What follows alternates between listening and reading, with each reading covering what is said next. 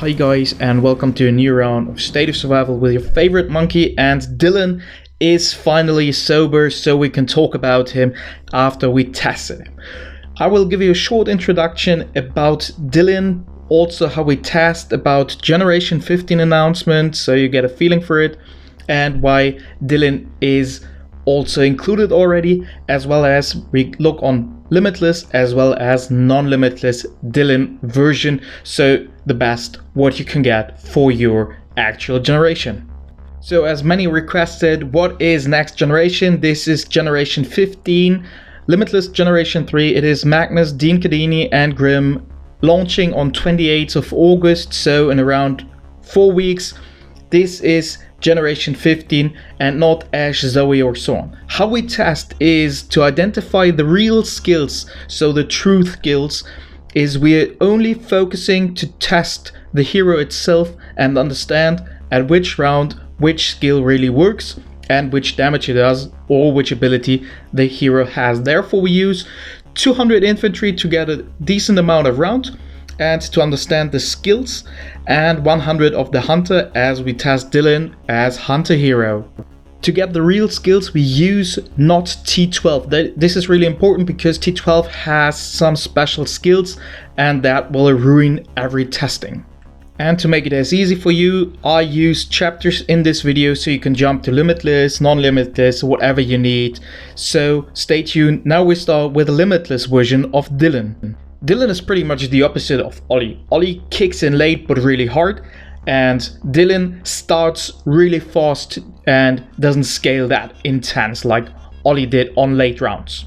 So to say, Ollie is kind of sloth in getting damage or starting to damage, and Dylan is more like Flash. So this is kind of the comparison between those, but both are pretty strong.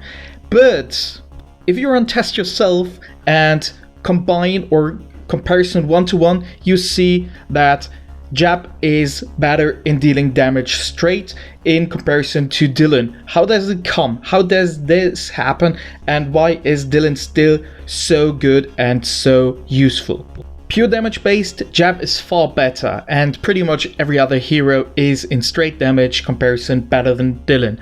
But Dylan has a special skill set because he utilizes his power to strengthen all troop types, all troops. So he boosts the damage every troop unit does. So he boosts the damage of infantry, rider, as well as hunter. That's pretty much what also Ollie does, but Dylan also boosts hero skills damage, and this is massive. So this is why he's on Limitless, really OP, especially in short rounded fights. Sadly, we can't tell you straight which skill is related to troop damage as well as to hero skill damage, but the top right one and the bottom one are for sure. One of them is for one of these, so this is pretty what you need to do. This is really crucial to use it.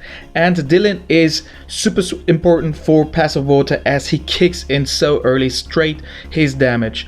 This is all for short rounded fights like Edgerton Heath, Center Fight, as well as Showdown, as well as Pass of Water.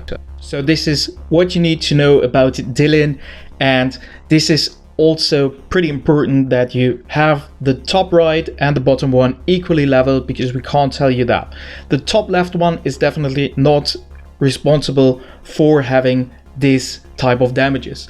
And my recommendation for having it as of now, push your Limitless Dylan, resonated with Jab on level 4, and then you unlock the special skill on the top right and on the bottom. So you need in total 400 fragments for him to be able to use him as Limitless version and have a strong one. Now we're jumping to the Non-Limitless version. So Dylan is the opposite of Ollie. He kicks in really fast instead of Ollie, who's really late with his damage, but he's not that powerful as Ollie is, but he's different.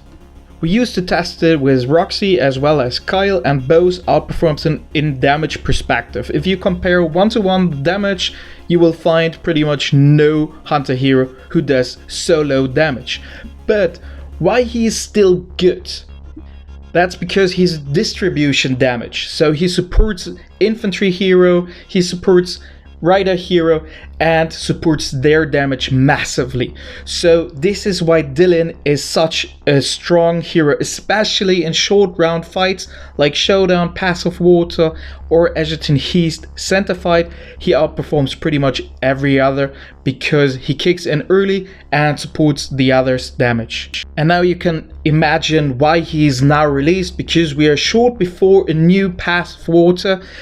In this case, the summit, so a tournament where this one is super needed. So this is why he's released.